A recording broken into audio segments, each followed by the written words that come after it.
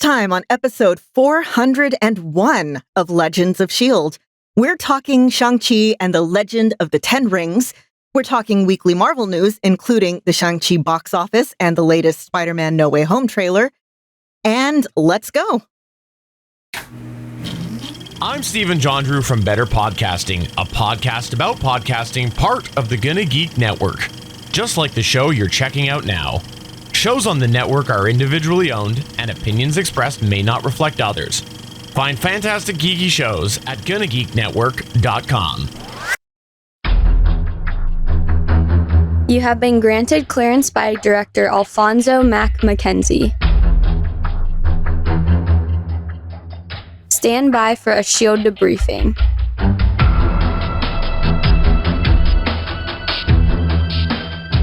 All information to be discussed here is classified and may only be discussed among agents granted clearance by the S.H.I.E.L.D. Director. Now it's time for your scheduled debriefing. I'm Agent Lauren. I'm Agent Michelle. I'm Consultant Chris. I'm Consultant Aki. And I'm producer of the show, Director SP. Welcome to Legends of S.H.I.E.L.D., a Marvel Comic Universe fan show. We discuss the Marvel Cinematic and comic book universes. This show is recorded on Thursday, November 18th, 2021, live from the Legends of S.H.I.E.L.D. studios and broadcast WHIH-wide via www.geeks.live. Come and join our live chat as we record. First things first, welcome Aki to the show. Hi. Aki, if I'm remembering this correctly, you are a video game designer. You have a video game out there called Vampire Baseball, which anybody that's watched sparkly Vampire Baseball should love. You are an avid podcaster and sometimes DM and tabletop gamer, right? Yep, pretty much it. And you love Marvel. Yes, I do. Okay. So it'll be fun having you on the show. Also, since we are paused for a second, I want to welcome Agent Michelle back to the show. Hi. I'm back from my ultra secret mission of getting my life together. It's been a minute and it's glad to have you back on the show. You came back just in time for this and then Hawkeye next week. Exactly. I know how to time my return. All right. So, Chris, I have to say, we were either... Well, there were more guys on the show than women, or it was equal, but now we're outnumbered. So how do you feel about that? It's pretty much like being at home most of my life, although most of the women outnumbering me at home are cats. Yeah. Well, for me, it's always been this way on Legends of S.H.I.E.L.D., so I'm fine with it. With that, we have a lot to go over, and we love talking about Marvel. Because of thespian monkeys riding horses. If you would like to talk to us about thespian monkeys riding horses, you can contact us at our website, legendsofshield.com. You can leave us a voicemail about how you got into your passion at 844-THE-BUS-1. That's 844-843-2871. You can get a hold of us on Facebook at Legends of S.H.I.E.L.D. Podcast. We're on Twitter at Legends of S.H.I.E.L.D. You can see our smiling happy faces on YouTube at youtube.com/GonnaGeek. You can tell your Amazon device to enable Legends of S.H.I.E.L.D. skill. You can join our Discord server at GonnaGeek.com/Discord. And remember, Legends of S.H.I.E.L.D. is a proud member of the GonnaGeek.com network. It's been a minute since we've been able to do an actual Marvel Cinematic Universe film. We did one earlier this year with Black Widow, and unfortunately, because of world events, Shang-Chi actually came out earlier this year, and we decided we weren't going to force anybody to go to the theater. So we waited until it was available on Disney Plus, which was on Disney Plus Day just a few short days ago, and now we get to talk about it. I don't know about you guys, but I'm excited to talk about it. So should we just get into it? Oh, yeah. I've been waiting for this all day.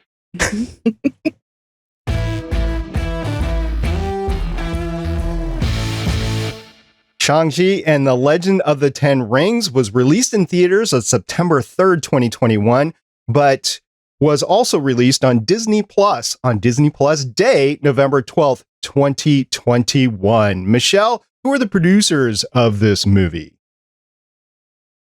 Well, the first one is, of course, produced by Kevin Feige, aka The Man, as 80 production credits. Other credited producers include Victoria Alonso, Luis D. Esposito, David J. Grant, Charles Nieworth, and Jonathan Schwartz. The music of the movie was composed by Joel P. West, who has 32 overall composing credits. Chris, who directed the movie? Director of this one is Destin Daniel Creighton. He has 14 directing credits. Big surprise to nobody. I have seen none of them besides this one. And it was, okay, well, the screenplay is by David Callahan, who has 17 writing credits starting in 2004. And the story is by Andrew Lanham, who has 5 writing credits starting in 2017. Now, the major cast list for this entire film is very expansive, but we've limited it to just get through it a little bit faster, not to diminish anybody that was in the movie. But we just want to call out a few of our favorites. We're going to start with Lauren. Okay, so the big central cast, we have Simu Liu as Sean/Shang-Chi. We have Tony Chu Wai-lung as Zhu Wenwu. We have Awkwafina as Katie, Ben Kingsley returning as Trevor Slattery, Menger Zhang as Xiao Ling, and Fala Chen as Li. You will never see me coming. I just had to say that. Michelle, why don't you take some? Playing Ying Na is the goddess herself, Michelle Yeoh. And I wanted to bring up Sai Chin, who plays Wapo, because she plays in Agents of S.H.I.E.L.D. Leon May, who was May's mom. So now there's this whole internet thing that Agent May has to be related to Katie somehow because of this. And I'm kind of on board with this. Any sort of connection we can bring with Agents of S.H.I.E.L.D. back into the MCU, I am all for. It also means that Katie could be in The Mandalorian. Okay, I see that fell flat. I'm going to bring up the bus driver just because we're going to talk about it later. The bus driver was played by Michael Anthony Taylor. Chris, and you wanted to bring up a couple names yourself. As the voice of Morris, as much as you want to call it a voice, you have D. Bradley Baker, who is really starting to take over the Frank Welker role of random animal type noises, and he's doing a wonderful job with it. But of course, this is a Marvel movie. You have to tie it to other movies as well. To do that, we have Benedict Wong, who is playing Wong. The MCU definitely needs more Wong. So we're going to start up with a little synopsis and a little recap of what happened in the movie so we don't stumble over ourselves the entire time talking about it. So the IMDb synopsis says, Shang-Chi, the master of weaponry-based kung fu, is forced to confront his past after being drawn into the Ten Rings organization. Now, here's what happened. Shang-Chi's parents are mystical and powerful people who meet in 1996 and give up their powers to be together to raise a family. Shang-Chi's mother is murdered when he is 7 by rivals of his father. Shang-Chi's father resumes his powers of the Ten Rings and recreates his criminal empire. Shang-Chi runs away to San Francisco, like everybody does when they are 14, and he refuses to kill the leader of the gang that killed his mother. Now we fast forward in the present day, so it's kind of like a Black Panther sort of vibe there. So in the present day, Shang-Chi is in his own witness protection program and is a car valet along with his friend Katie. The two have fun and do a lot of karaoke until one day, Shang-Chi's father sends hitmen to steal his pendant away, leading to an exciting bus fight scene with great fighting and terrible CGI. We'll get to that later. Shang-Chi then travels to Macau to warn his sister, who runs a high-end fight club. The Ten Rings hitmen fight the pair until Xiao Ling's pendant is stolen, and the trio are taken back to the Ten Rings compound where they meet Trevor Slattery and a headless animal named Morris, or faceless animal, I think is more appropriate, named Morris. The band escapes some epically bad CGI and we'll get to that again, and finds Ta Lo by journeying in an EV SUV and guided by Morris through a mystical forest that will eat you alive.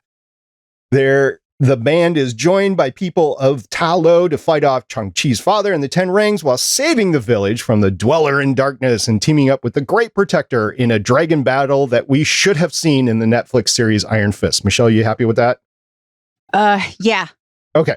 Back in San Francisco, Wong takes Shang-Chi and Katie to discuss the true history of the Ten Rings with Bruce Banner and Carol Danvers. Lauren, what did you think of the movie? I loved it. I loved it so much. The movie's sense of humor just hit me perfectly. The family stuff, just love it all. Not such a fan of the whole Dweller in Darkness thing. I get that it's connected to the whole, like, Marvel moving into the weird stuff and magic and everything, but I was here for the family stuff. And I'm so happy to see Simu Liu getting more work. He is fantastic and a lot of fun. So, yay. Let's see. Does this movie have a lot of tropes? Yes. Could they have cast someone better than Awkwafina? Yes. Does the mere presence of Michelle Yeoh and the characters of Wong and Xiao Ling save this movie for me and make it incredibly enjoyable? Yes. Oh, you guys didn't see it in the theaters, but I couldn't wait. I double masked and went in. This movie was meant for me. I loved it. I loved every bit of it. Are there weak points? Yes. Do I close my eyes to them? Yes. I also saw it live. Me too. Not live. I saw theater. it in theater as well. Was terrified, but saw it. It was in the theater. I saw it like on the day of. I waited till a couple days later, but Mm-hmm. needed to see it. I definitely loved this one.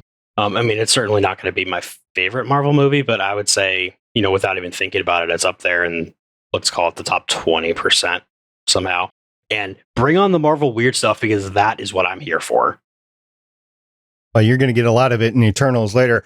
So I'm going to take a little different tack than you guys. I did like it, especially when I got to the end, Ta Lo in the final fight, and when everything started to come together, I was like, I'm all in. But before that, I had trouble with the film. I had trouble with the film because of the really horrible CGI. I can't let that go. It was bad video game CGI. I've seen it before. I've seen it on TV before, and it just doesn't work. And it really took me out of the movie. And that's a burden that I have to carry because otherwise the story was pretty good. The other thing that took me out of the film, I've been critiquing superhero comic book TV shows and movies for about 10 years. The wire work in this film was probably on par with Kung Fu films. It really was. I won't take that away from it.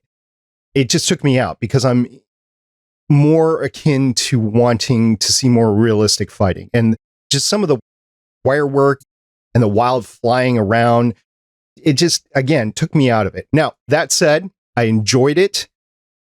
Probably see it again sometime. The first half was really hard to get through, but maybe now that I've seen it once, and I've only seen it once, but now that I've seen it once, maybe I can sit down and enjoy it a little bit more now that my expectations are at a certain level with the fights and the CGI. So that's just where I am with it.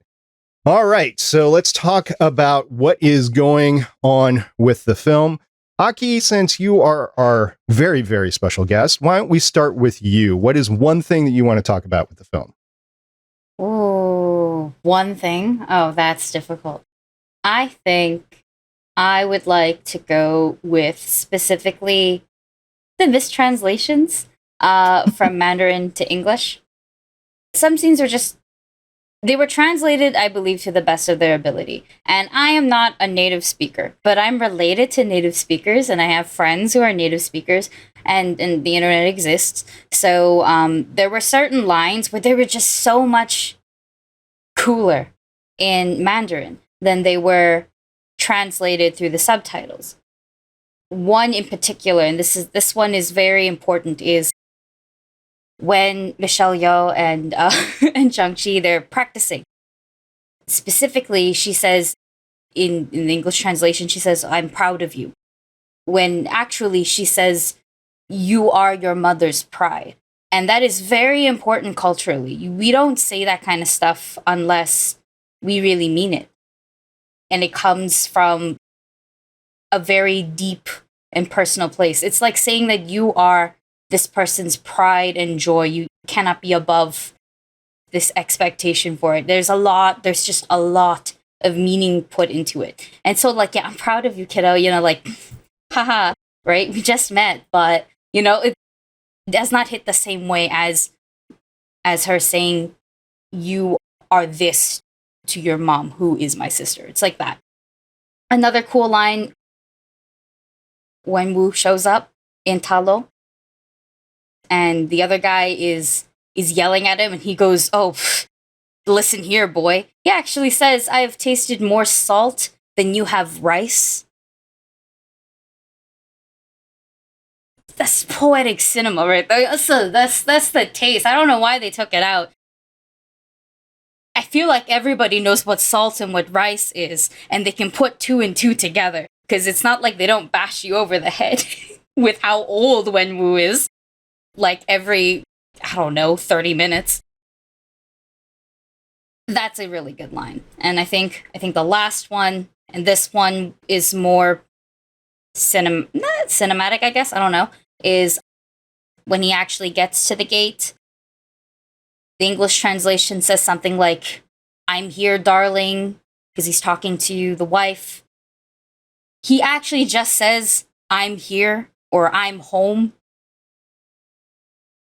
It's solely based on his intent and his devotion, and it's expressed through his words and his emotions. And so just the 2 words are like enough. It's like a statement piece of how much he loves his wife, how important she is to him, and all that. That's when it's just 100% the actor going, ah, and it's Tony Leung, and he's a Hong Kong staple. He is. I've had a crush on him since Hero. That's a good one. The relationship was kind of amazing to watch. So you have the fight basically in the garden where they're sparring, but there's a little bit of, I dare say, foreplay going on with the whole thing. And, he gets his butt handed to him. And he's like, okay, this is it now. And then she's tragically taken away from him. And then he goes down this really dark path. And then he doesn't realize he's being duped, but he just hears her and thinks, this is my path back towards this relationship. And that's what is spurring this whole thing. It's very tragic, really. And that he doesn't realize that the damage that he is really causing to everybody around him just to be back with her. Mm-hmm. Marvel continues on with their absolutely wonderful humanized villains. Really, really dug Wenwu and his motivation and just the absolute, I want to say swagger, but it's just this very self-possessed presence that, it's so good. Love it. So good. I want to say the sister was really surprising to me. I really enjoyed that whole storyline of hers, even though she wasn't really spotlighted in the acting. She was often put off by herself, and just the storyline. And then at the end where she ends up taking over the 10 rings and taking over wherever that camp is. I'm sorry, I forget where the camp is, but she ends up taking over the camp, modernizing it. And then you think, oh, wow, this is going to be another criminal empire. And the only thing I could think of is, wait till she gets in touch with Agent 13. This is going to be something that is going to be unstoppable. No. Here's the thing. Xiao Ling is a boss. Okay. Agent 13 wishes she was Xiao Ling. Okay. She is like Fair. My girl in this movie. She's a boss. I like how it's an underground fighting ring that she discovers on her own. She builds it. She has her own little empire. And it's not evil. You have Wong, who comes there often. I imagine Wong is not going to have some fun in an underground fighting establishment that's completely evil. So I like how it's this really cool in this odd place it's like the Chinese Las Vegas. I don't know if you understand what Macau actually is. It's just it's this weird law bending part. It's like everywhere in China is really strict except for Macau. Here's like our little Las Vegas. And that's why, like, if you know that, like I knew that going in, I'm just going, okay, yeah, I get this part. And it does fall into the trope of she's the sister, has to train in secret because we have to do the whole male patriarchal thing and everything. But at the end, so here's the thing. At the beginning of the movie, the mom says that the 10 rings can be used for good. And technically speaking, there's 2 sets of 10 rings. There's the physical set, and then there's the organization. She comes in and she's taking over, and the music over her part is out with the old, in with the new. And it's going to be her own thing. It's not going to be like this like evil sort of thing going around. It's going to be this awesome, badass organization. She's a boss. I love her. Love her so much. So there's a bunch of little tie-ins thrown into this movie. And one of them is in her fighting ring in Macau, you see one of the Black Widows from Black Widow fighting somebody who seems to have extremis. And at the end of the movie, I'm pretty sure that a couple of the widows from the movie have found their way there and are training in the whole 10 Rings compound. And I think it would be tired if she just took it over and it was just another evil organization. I see her having a whole different path, but I feel like she is going to be doing her own version of, consolidating power, all of that, but that's not necessarily an evil thing. Plus, who was Wong fighting? Yep, Abomination. Oh, yeah. I love that. I love that so much. There's some other tie-ins. There is a tie-in to Eternals, I'm pretty sure, that we will talk about in a few months when that's on Disney+. But there's some really wonderful tie-ins to some of the other MCU stuff. And I need to see all of these characters like mesh in with the larger MCU. I'm so excited. After 20 plus movies in the Marvel Cinematic Universe, gone are the days where you're just going to have a single quote unquote character movie or a single superhero origin movie. I think we're going to get more and more of the interwoven storylines, even though this was Shang-Chi, which, by the way, from what I've heard, Shang-Chi is in the Marvel pre-roll for Eternals now. Mm-hmm. I think that you're just going to get more and more in there. Even Black Widow. You had more in Black Widow than just Scarlett Johansson. And you're going to get more of that in the Disney Plus series. I think the Disney Plus series is really where you're going to see a lot of character development outside the movies because they have the time to do so. And you're going to be able to bring those characters like Photon from WandaVision. You're going to be able to bring those types of characters into the MCU and you're going to already know them. So I think this is really cool. And I can't believe that we're finally going to get a more expansive MCU, and we haven't even broken the egg yet on the mutants in Fantastic Four. I mean, there's so much more about Marvel out there that having the opportunity to bring things forward, both in the movies and on Disney Plus, is going to be really, really cool. But back to Shang-Chi here. Lauren, we had some fights. We usually critique the fights as they go along. Oof. So why don't you take a stab at that? Okay, well, first of all, this movie, the fight choreographer for it, I'm blanking on his name right now, but he worked with Jackie Chan a lot, and the movie's actually dedicated to him because he died recently. So I know, SP, that you weren't as happy that it wasn't as grounded in reality, I'm making finger quotes, as some of the other ones that we've seen. But I love wuxia movies, and this, I loved it. Just the beautiful, it feels like a dance. And one thing that really stands out is the use of hard martial arts versus soft martial arts. For hard martial arts, it's stuff like blocking and very powerful, very like forward moving. The 10 rings are actually like based on Hungar rings. And if you're not familiar with that, but you are familiar with Avatar: The Last Airbender, that's the earthbending style. Whereas the mom and everyone in Talo and eventually Shang-Chi are using more of a softer, where it's moving with the flow, it's redirecting, it's very graceful. And that's definitely a trope in a lot of martial arts movies, is the two different styles. And I was so happy to see those. Yeah. I too love the flying type of martial arts. Netflix has a lot of Chinese films that have a lot of that. And so it's just like, oh, cool. They're doing like the flying thing again. And it's great. I love it. And yeah, there were some bad CGI and stuff, but the bus fights, the fight out of the building terrified me because of the whole, it's high up. And that was just, I know, it was all safe and everything, but that was interesting. And I like the close quarters of the fighting in some of those. It was really cool. It was really cool to just sit back and just watch some cool fighting.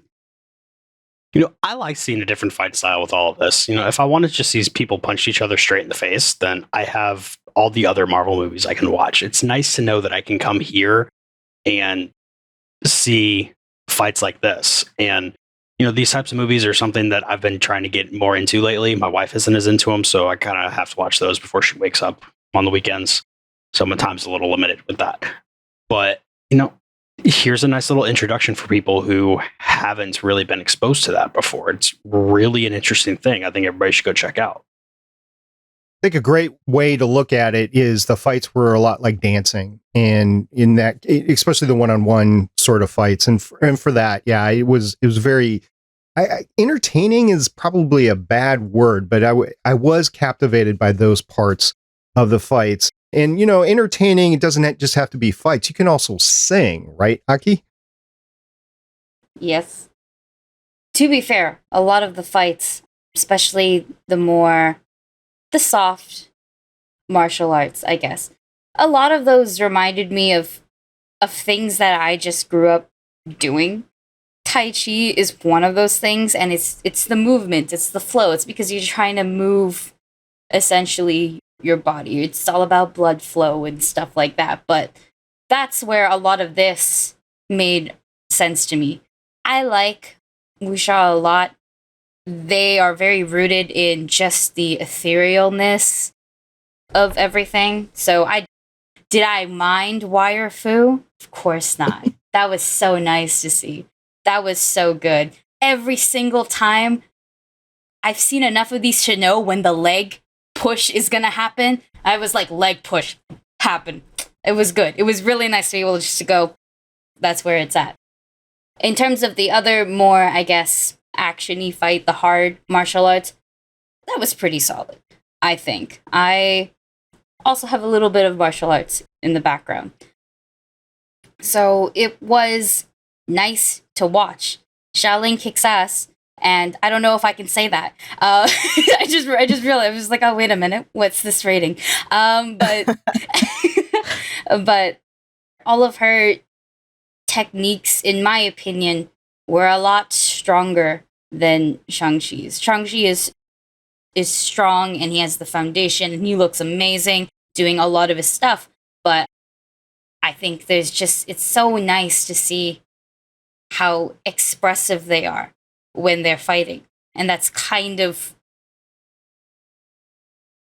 It's so weird. Chinese culture is based around, like, martial arts does play a really big part of our culture. If you think that's insane, there's a whole... Some of it's like a dramatized story. The other bits are like factual history, if you know what Wei Cheng is and stuff. There's a whole story about the dynasties of different houses and their different martial arts styles, and how they all died because of the government. So it's to see like Talo and how they do it, and it's back to wire fu wuxia. It's nice to see. It's like, oh, this was preserved. And of course it's going to be ethereal. They're all powered by a dragon. So of course it's going to have the wire fu time there. Love the dragons. I just wanted to see something like that in Marvel for a very long time, and I was grateful to actually get it in here. I wasn't really spoiled on the movie. I didn't know we were going to get it at the end of the movie, so when they showed up, I was like, oh, this is, yeah, okay. I'm all in to have dragons in the Marvel Cinematic Universe on screen. It was nice to see there. So, Aki, what are some other Chinese cultural aspects that were really brought forward with the movie? Ooh, so since we're on the topic of dragons, the other CGI mythical creatures you see on screen were also placed when you enter Talong. Morris is, I believe it's pronounced as Dijang, and that's, the little headless. I called it like a headless, flightless turkey, even though it has 2 wings. I know that's not how you should. Well, they call it a pig chicken in the movie, so I feel like anything goes. Yeah, it's like a celestial, like, oh god. It's, they all have like a long, extensive history of why they're significant and whatnot. And then you can see Hulijing, which is the 9-tailed fox, and that's a mythical creature that's shared throughout many Asian cultures. There was also a Qilin, which is basically just a Chinese unicorn. That's the big horse with the dragon scales. And to be fair, that's my only critique. They were too passive for me. They are bringers of justice. Like, when Wu can show up with his buds, they would be ramming into their cars immediately because it's just like, what the hell? That's their whole vibe. They can sense intent and stuff like that. And they can sense, they literally vibe check you by ramming into you. So that's my only critique on the animals. Everyone else was amazing. The 2 lion dogs, they're called shishis, and they're always in pairs. That was so good. That was so good. You like Growlithe from Pokemon? That's what it's based on. That's why Arcanine's so big. And that was too good. I lost my there you go. I lost my stuff. That's the line. It was, talking about them makes me so happy. I think I cried in the theaters because I don't know, man. I wasn't expecting to see them. I was expecting to see a dragon because dragons are everywhere in media. And Eastern dragons are just long noodles. So I was like, yeah, they can animate a noodle. I didn't know they could animate a unicorn. Well, like my unicorn, right? So just seeing all of those just really emphasized how mythical Talong was and how enrooted into ancient, really, Chinese culture it was. It was a really good, how am I going to say this? It's a really good differentiating it. Ironically, another thing I really like, and I hope you guys like this too, is the karaoke stuff. That's also a staple of Asian culture. I knew they were gonna go do karaoke, and ironically, A Whole New World is also the staple song. You open karaoke with A Whole New World majority of the time. And they opened with A Whole New World actually too. So that was good. That was so good. That took me back. And by that I mean like 2 years ago when I could go see my friends whenever. The before times. Yeah. The only thing I guess I would say that I missed from, I guess, modern Asian culture was there was no fight for the check. They went out twice to a restaurant. We fight for the check. And it's not like, haha, this is funny. No, we fight for the check because it's like, okay, I took you out. You should let me treat you. We're friends. This is how I respect you. The other person goes, you took me out, but because you took me out, I should pay the check because I respect you and we're friends and this is how it works. And there should have been a fight for the check. That's the only thing I wish to see. I can't remember which comic, I saw a panel of it where it was Shang-Chi and a couple other Asian superheroes. Silk was in it too, I'm pretty sure. And they all fought for the check. And I felt seen. That was great. That was exactly how it should be, fighting for the check whenever you go out to a restaurant. I've not seen any deleted scenes. They might have filmed something like that. I don't know. I hope. Or I can wait. There were Asian Eternals. Maybe they'll you know, like, we can get them all into a room and they'll fight for the check. Like, I'm okay with that, you know? The next big Avengers movie, instead of going for shawarma, they fight for the check. Like, that's fine. I would love to see that in the sequel. I would love that so much. It's just a whole movie of an elaborate, like, the stakes getting higher and higher, and it's just a fight for the check. Yep. So as I'm sitting there in the introduction to the film, I had to do a double take. Chris, did you have to do a double take right at the beginning? I definitely did too. As longtime listeners know, I have a history here of these characters I don't know much about, trying to learn as little as possible beforehand. I was not ready at all for 10 minutes of Mandarin to open this movie, which that's not a complaint at all. I just stopped it a couple times going back to check my language settings because we watched it at home. Once I realized that's what it was supposed to be doing, though, I think that really pulled me into how important the whole culture was going to be for this movie. Like, I knew it was going to be important. People had told me that much. I didn't realize how important and how just ever present over the entire movie it was going to be. So as much as that was a surprise with the 10 minutes of Mandarin, I think that was probably the best move for me in getting into the right mindset to watch this movie. Honestly, my biggest fear in watching that was that the closed captions that were on my TV weren't an accurate depiction of what they were talking about, because I had no idea if it was meant to be part of the movie as I was watching it, or if it was really a translation that was being given on screen. I speak absolutely no Mandarin at all, so I couldn't. The language structure is just so different from anything that I know at all that I couldn't even try to pick out what word meant something. Yeah, just one of the things that you have to deal with watching something on Disney Plus versus going to the theater. Because if you've seen it in a theater, it would have shown up on the screen and you'd been like, oh, it's supposed to be there. But at home, I was like, did I mess something up with my Roku? So do you watch it with captions on when you watch? Okay, yeah. I do. I have audio processing issues, so I kind of have to. But it wasn't until like halfway through the movie that I noticed that the captions were the same format as the Disney Plus captions. So I guess I could see why that would throw you all off. Yeah. Another thing with the captions, I know this is strange, but there actually was in the captions, like when music's playing, soft traditional music. And I'm sitting there going, what tradition? Like, whose tradition? It's like, way to other your own movie, Disney, by just, instead of just saying, you know, like it's some sort of like Chinese thing or whatever, just saying, or like giving it a title is playing, it's traditional. And it's just like, I'm like going, really? You're doing such an interesting job with the, and then that happens in the captions, because I do have a processing issue.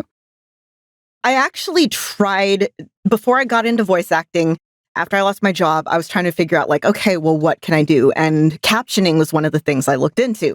And it turns out that having an audio processing disorder and trying to do captioning doesn't work. But that is probably on whoever they got to do the captioning. They have specific standards that they want you to do. Like, I've seen people complain, well, why don't you say which language they're speaking? And it's like, because you only have a certain amount of time to turn in the caption. So they'll just be like, write foreign language. And I'm wondering if that was like one of the guidelines.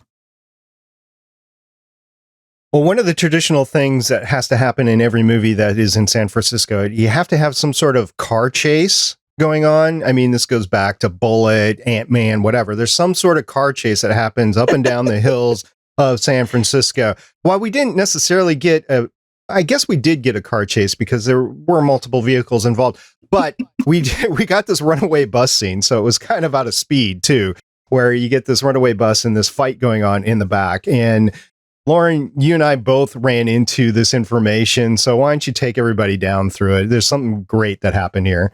Okay, so there's a Twitter user at that_MC, goes by Mac, and is an actual bus driver in San Francisco. So decided to rate the SFT transit factors of the bus scene. So if you read this thread, it's this guy going on talking about this is what they got right, this is what they got wrong, pointing out even the seats. They look nicer and harder to clean than in real life. And talking about the bus driver, for instance, listening to his music, and that's why he couldn't hear the fight that was going on. Like, yeah, this guy would have been written up. This is dangerous.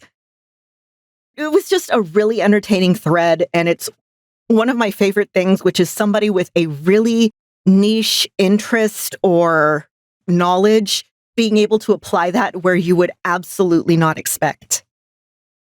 The one thing that I keyed on immediately was when the airline to the brakes were cut and then the bus didn't automatically stop. See, I know how air brakes work. And when you cut the air to the air brakes, they start actually seizing up, and it never seized up. So I'm glad he brought that up in there. And then I was reading the whole other thing and he was like, oh, that bus driver. Oh, I like the actor, but oh, he is going to get so fired. I love that he pointed out, oh, the most realistic thing is the guy filming. Yeah. Like that. Yeah, this would have happened. Oh, yeah. Definitely. So the entire thread will be in the show notes. So if you haven't seen it, go ahead and click into it. Also, the link to the Twitter thread will be in the show notes as well. We have to start. I know this has been amazing. It's been fun, but we have to start wrapping up. So I'm going to go around the horn. Everybody's going to get a chance to talk about their final thoughts and anything else that we've left on the table about this movie. But the other thing that I want to ask everybody is, where do you think these characters are going to show up again in the MCU? So you can pick one of the movies, one of the TV shows coming up. You know, pontificate, doesn't matter if you're right or wrong. Just go ahead and decide where you want to go. So Chris, I am going to lay this on you first. So what do you think of the movies or anything else you want to talk about? And where do you think you'll see some of the characters next? Overall, I like this one. I think this is going to be one where if the movies featuring these characters afterwards are super amazing, I'll end up liking this one better. I don't think there's really much that can happen with me liking this worse. I mean, I'm somebody who plays PS1 games on purpose. So graphically, all the CGI doesn't bother me. You know, I'm sitting here playing with these horrible, horrible polygons all day long. And as far as where characters show up next, I think I'm going to take the cheater easy route. And Wong, Shang-Chi, and Katie are going to be showing up in the next Doctor Strange movie. Wong is a cheater, obviously. He's going to be there. But I think Shang-Chi and Katie will be joining him. I got to say I agree with you. But we'll go around the horn now. Aki, do you want to take the next step here? Yeah.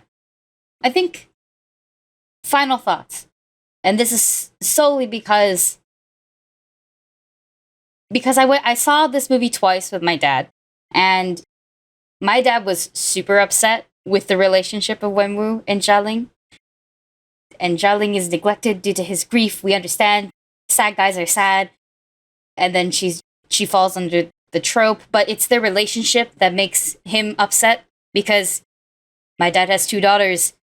We do come from a rather traditional household, and he has not raised us like that at all. Xiao Ling is actually a very good role model, specifically towards Asian women's roles, and how she's incredibly independent, specifically. And she does things on her own. And sure, she's stuck like in this trope of like, she has to continue to prove herself over and over and over, and then live in the shadow of her buff older brother. But all of that aside, she's an incredibly positive role model. And my dad, he's like, you betrayed me, specifically to the actor, because we like the actor. But like, my dad does not like that relationship, because it is a trope, and it is also a stereotype, and it's a nasty one. And like, if I were to like rate my own dad, our relationship, like Mulan and her dad, that's the type of vibe. Okay, so like it's like a complete 180 away from what Xiao Ling's and Wenwu's relationship is. It sucks to suck is the best way to put it. And where do I think people are going to show up? I hope that Wong is going to do what Tony Stark did and just show up in other people's movies to connect them all and then be like, okay, half of our previous Avengers died or quit. I'm going to take a bunch of 16-year-olds and like 2 others and maybe Immortals, I don't know, and like shove them together. And then Wong becomes their manager. He's not rich or anything, but he's their manager. The Champions or the Young Avengers manager. That's awesome. That's exactly what I was thinking. Please let this happen. Now I'm thinking of him as like a wrestling manager where he's just hyping him up behind the scenes. Yeah, just, you know, with the camera, he's like, because they're living on a budget, sweetie. Right? And he's like, you got it, you got this will do amazing on YouTube, maybe. You know, he's just figuring out hashtags. That's what I see, though. That's what I see. Nice, nicely done. Michelle? One of the things I really want to see someday is a superhero movie where the parents are just parents, where we don't have like the dead mom or the dead parents or one of the things. That's just something someday I would like to have happen. And also, by the way, when your main character gets into water, they're going to come back because that's also a trope. So never worry about, the main character is going into water. They're just, going through the laundry cycle. They'll come back better. It's just, it's a thing. I did enjoy this movie. One of the things I do think they got right, not every Chinese person is the same. Not every Chinese American is the same. Not every American who has Chinese ancestry is the same. Everyone has different hopes and dreams, and the language. I like how Katie, when she ended up in China, was just like lost. There's this whole, it's like, she's, she considers herself American, and she's just like, my Chinese is lousy. Yes. Everyone having hopes and dreams. That breakfast scene, I know, Aki, you mentioned it in the show notes, but that too, that was just like, yes, that is the way it should be. That's one of the things I remember we talked about the casting for Iron Fist, bringing up Iron Fist again. We talked about how not every person of any sort of East Asian, whether it's like Japanese descent, Korean, Chinese, whatever, sometimes you can feel like the other, like Katie felt like the other when she was in Macau, because, she's an American.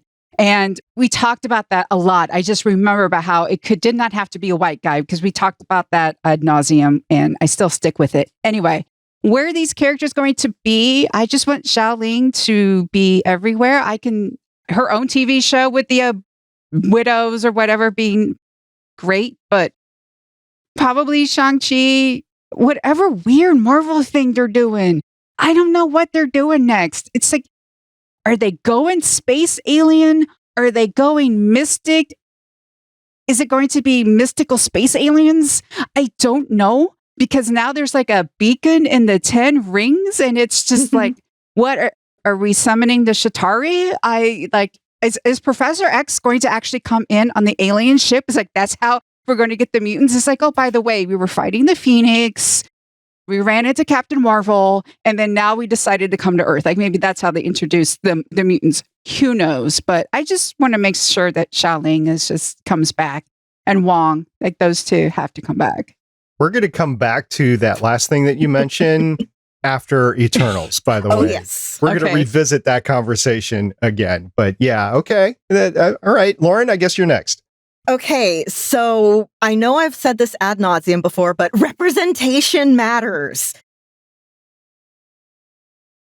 So I am not Asian, I am Mexican, but there is this certain commonality that comes with being an quote unquote other in the place where you were born. I am second generation American on one side, third generation on the other side of my family. And there's a lot of commonalities that immigrant parents, grandparents just all have a lot of the same expectations. So while I couldn't it's not that I can't relate to a lot of the cultural stuff, but I love seeing things that I've never seen on screen before. I love finding story traditions that aren't the traditionally Western European story traditions. I want us to get more cool mythical animals from other cultures because there are so many. And it's kind of the same feeling that I had with Black Panther of, oh my God, it's a mostly blank cast, with this mostly Asian, specifically Chinese cast. And it's people actually getting the chance to shine. If you've seen Kim's Convenience, you know that Simu Liu can bring the comedy, can bring the pathos. It's great. He's a lot of fun on Twitter. And his comedic timing here was, again, amazing. So I'm actually kind of hoping that Shang-Chi shows up in the next Ant-Man movie because I want to see Simu Liu and Paul Rudd just banter. Xiao Ling, yes, she needs to be in everything. Where I will be seeing her next is fanfic because I ship her and Katie really hard. Yes! Oh my god! Right? Yeah! She caught her with her legs, and I was like, she caught her with her legs. Yes. It's just like, oh, come on, it writes itself. But I'm overwhelmingly happy for this. I can't wait to see what other, I can't wait to see what's next in line for the not quite own voices because, it's still produced by Marvel and Disney and has a billion people working on it, but actually having a mostly minority creative team. I want that, and I'm glad that we've gotten it a couple of times now, and I'm just, it makes me so happy, and I'm going to probably watch it again tomorrow. We're going to get it more too. I mean, there's projects that are coming up that we'll review coming up that are exactly like that. So I'm very pleased that the MCU is branching out like that. Okay, so I'm going to take a turn now, and guys, feel free to interrupt at any point in time. But the one thing that we haven't talked about here that I'm just going to bring up now is we got an epic training montage. So Katie became a world-class archer, and Xiao Ling became, I don't even know what to call them. This is how bad I am with martial arts, with the rope and the I guess the cutting tool at the end of the rope there. She went to town during that whole thing, and it was just epic. It was great. I enjoyed it. And we did get indeed a training montage here. So I always look for the training montages with the Marvel superhero movies. As to where I think the characters will show up next, I think the Doctor Strange is a strong possibility, so I'm not going to totally ignore that. However, I'm just going to just give an alternative here. I think Shang-Chi and Katie will show up in Black Panther because I think Shuri's just going to be ferreting out everything that's going on with the universe. And I think Xiao Ling is going to show up in Secret Invasion because I think there is definitely going to be an Agent 13 connection made there, whether it's on the peer level or not. I just think that's going to be there. So for better or for worse, that's going to be it. And guys, I had a ton of fun talking about this movie. I can't, on one hand, I'm like, I can't believe I waited until it was on Disney Plus. On the other hand, I'm like, it just made it that much more special because I was able to see it at home and then come talk to you guys about it just a few days later. So it was really cool. So thank you everybody for being here with the discussion. We're not done yet. We have some news items to cover. So with that, we're going to transition into the news.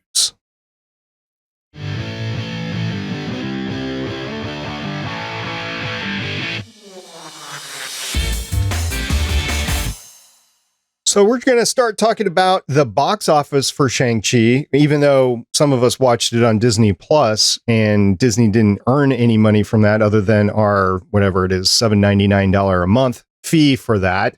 However, it did open on September 3rd. Now, the opening weekend, it had a domestic take of $83.5 million, which is better than 5 previous MCU films. Now, I want to say why this is important. It is a COVID box office. So likely it would have been much, much bigger had it not been in the middle of the pandemic. But being better than 5 other films coming out of the pandemic, in the middle of the pandemic, is pretty good. The international box office on opening week, this is just opening weekend. The opening weekend was $56.2 million, and worldwide, that was a $139.7 million opening weekend. Now, to date, I checked this today on Box Office Mojo. The domestic take is $224.4 million. International is $206.1 million. So that leaves a worldwide box office of $430.5 million. That's better than 3 previous MCU films, The Incredible Hulk, Captain America, the First Avenger, and Black Widow, which was also a COVID box office. So that's actually pretty good, about $500,000. And I would have to go back and check to see what their budget was, but I'm guessing it's somewhere around $160 to $200 million to produce. So it made money, and that is good in COVID. I think it would have made a lot more if it wasn't for COVID. So does anybody have thought on the box office here? I wanted to make sure I saw it in the theater because one, first off, it had just been so long since I've seen a movie. And also it was like, I know that Hollywood tries to find any excuse to not make another film directed by a woman, another film directed by either a Black person, or any sort of like, oh, we can't have this type of movie. And so part of me was just like, okay, I got to do this, mask, gloves, the whole deal, first showing of the day, sat all the way up the top so nobody could breathe on me. That sort of deal, because I really thought it was just really important to go see it to make sure Marvel keeps doing more movies like this. Mm-hmm. Same. Yep. This was my Black Panther. This was all of that. Also, at the time of when it was released, my birthday was like a week later. So this was my birthday show, technically. Also, Simu Liu is from the same city as me. We're both Torontonians. So this was just like, oh my god, I have to show up. I have to at this point. I have to support our boy. I have to support my people.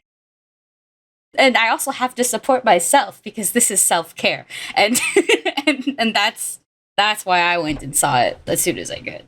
How many times have you seen it since it's come out on Disney Plus? Oh, first and foremost, I don't own Disney Plus. Oh, okay. I enjoy pirating, so I've seen it 3 times. I see. Yes, the joy of other means. Mm-hmm. Yeah, Yes. I also, again, vote with your money. Yeah, it's Disney, soulless corporation, whatever. But I think I've mentioned before that there is this really pleasant kind of feeling knowing that you're considered enough of an audience to be pandered to, and for people to realize, hey, people will spend money to see this. And again, yeah, we remember when Catwoman did bad and we didn't get another female superhero movie for ages. It's like, no, this movie needs to do really good, please. Oh, real quick, before we get off of the Simu Liu hype train, I really need to recommend a video for y'all if you haven't seen it. Go to YouTube. There's a channel, We Are Watcher, and they do things. It's the 2 guys from BuzzFeed Unsolved and a friend of theirs. And so that friend, Steve Lim, is actually friends with Simu Liu. Like, they were roommates and stuff. Stephen Lim does a show called Dish Granted, where he makes food for his friends. And it was the finale of the most recent season where he made like $100-some boba for Simu Liu. It's a lot of fun. And it made me really want boba after, so. Chris, I know you follow the industry just as well as I do. You comfortable with these numbers coming out of a COVID box office? I mean, they're not like shake the world down numbers, but I think they're pretty good. All right. I was somebody who has been voting with my money on the comic side of things too much. So not only my wife is really not comfortable seeing stuff in the theater yet. So I didn't go see it without her. Very nice. Very nice. Talking about the box office and films, we got another one coming up, don't we, Lauren? Yes, we do. So the next Marvel movie in the pipeline is Spider-Man No Way Home. And a trailer dropped today. The trailer confirms some villains. I'm not going to spoil who. And if the trailer looks a little wonky in parts, it's suspected that some spoilery characters were removed in parts. We know that, Disney and Marvel has done this before. And this one was a bit more of a chop job than previous ones. If you've been following any of the news about Spider-Man No Way Home, you won't be surprised to learn who people think were cut. But I am again looking forward to this. I love to see the weird side of Marvel. This is Peter Parker going into the weird side of Marvel. I'm hype. Yes, this will be the next one that comes out as we are recording. However, 2 weeks ago, Eternals came out. And once again, we are going to wait here on Legends of S.H.I.E.L.D. to review that until it is available on Disney+. But I know y'all are paying attention to Spider-Man No Way Home. So you excited about the movie or not, Michelle? They got Molina back for Doc Ock. And once he agreed to be Doc Ock, I was just like, okay, I'm in, because he was just like the best. Do you pay attention to the Spider-Verse, Aki? I do, yes. I know exactly which parts you're talking about in the trailer. But I don't want to talk about it here because I feel like it would be like it's like spoilers on top of spoilers on top of spoilers about what I think is going to happen and what I hope will happen. And I really hope there's a very specific Spider-Man that comes into play. It starts with an M. I thought it started with a G, Ghost Spider, right, Chris? Yeah, that's who we need. We need more Ghost Spider everywhere. I mean, I'm going to be getting the Gwen-verse in February, but Sean and Maguire is not writing it, so it's not as good as it could be already, and we just need more Ghost Spider. There's a lot of time between now and when this movie comes out, about a month, so I'm sure we'll see more trailers. If we wait long enough, Tom Holland will just spoiler it for all of us. I know. Yeah. Just put him in front of a microphone. Bless that child. Yeah, no one would ever believe he would be like some sort of James Bond. It's like the new James Bond, it's Tom Holland. It's like, no. No. No. All right. So, Michelle, since you're back, you get to pick up the check here. I do, don't I? Yeah, I get to pick up the check. And then what we're going to do is we're going to join Wong and sing some karaoke on our way out.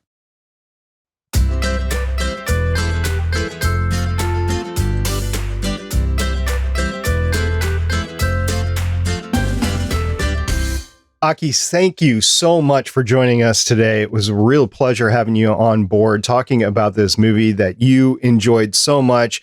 I enjoyed Return of the Jedi probably as much as you enjoyed this. So it's great to see that excitement and seeing it with family members and stuff like that. So thank you very much for sharing that with us and our audience. Thank you for having me. This was so much fun. So if people want to find you and your products, where would they go? You can find me on Twitter at akinomi_art. That's where I'm the most active, and that's also where my link tree is at. You can also catch me on my main podcast, which is like a Pathfinder 2e thing. I co-produce it, I do the art, I play in it. It's called Goblets and Gaze, at Goblets and Gaze. And in terms of everything else, just go to my Twitter. My link tree's there. Thanks. I keep forgetting Linktree. I'm old. I'm an old guy. I don't do Linktree, but everybody else does Linktree. So I should have just asked, where's your Linktree? And then that would have been it, right? So Chris, you are also consultant Chris still. You're not agent Chris. You haven't been promoted yet. So where can people go find you with your other stuff? Well, easiest place is to go find me on my own personal Linktree type thing that I made for myself. You can find it at playcomics.com, where I have links to all the social media stuff and everything. And coming up soon, you might be able to hear an episode where I talk to a couple creators from possibly the most important Marvel cartoon ever made. We're looking forward to that for sure. I'm not going to spoil I'm not it exaggerating at all. No, I'm so happy. Yeah, we're keeping it silent here for now. Okay, Lauren. Well, we don't have any feedback this week, but we do still want to thank everybody for listening to us. We would love to hear your opinions on Shang-Chi. If you want to link us to fan art or fan fiction, I also wouldn't be complaining here. But yeah, we just hope that you enjoy listening as much as we enjoyed talking. So thank you. First, I would like to thank Lauren and SP for understanding why I needed to take a hiatus, take a break. Chris, I would like to thank you for stepping up and becoming a consultant. I really appreciate it. SP and Lauren deserved another consultant to come on board. And I'm glad it was you because you add a lot to the show. So I do want to thank everyone, all of our listeners and everything. I hope you're happy or at least not disappointed that I'm returned. I hope it's a positive reaction. I'm really glad to be back and with my head clearer and able to really focus on enjoying podcasting again. Yeah, so very special podcast, 401, had consultant Chris, had Lauren, had Aki, had Michelle. This was a great podcast. And if anybody wants to tell me how wrong I was about not completely liking the movie as much as everybody else, feel free to use our voicemail at 844-THE-BUS-1 or 844-843-2871. And the bus, in this case, could be the bus that was torn apart in San Francisco. Oh my God. Yeah, it's the new bus. It's the new bus. Until next time, I'm Director SP. I'm Agent Lauren. I'm Agent Michelle. I'm Consultant Aki. And I'm Consultant Chris. See everybody next time. Bye. Bye-bye. Bye. Bye. Thank you for listening. If you want to leave us feedback, go to gonnageek.com and you will find all our contact information and other shows. You can also visit legendsofshield.com where you'll find our complete archive of podcasts. The music heard on this podcast is by Kevin MacLeod, found at incompetech.com, and also artists on pond5.com and audiojungle.net. The opinions heard on this podcast are those of the individual hosts and do not represent Stargate Pioneer Productions, Legends of S.H.I.E.L.D, or Gonna Geek. Agents of S.H.I.E.L.D is the property of the Disney Corporation, Marvel Studios, and ABC. No infringement is intended.